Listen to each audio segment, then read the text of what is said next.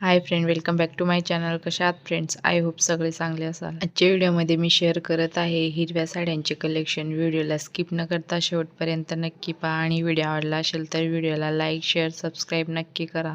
हिरवी साडी महाराष्ट्रात सौभाग्य, समृद्धी आणि निसर्गाचे प्रतीक मानली जाते.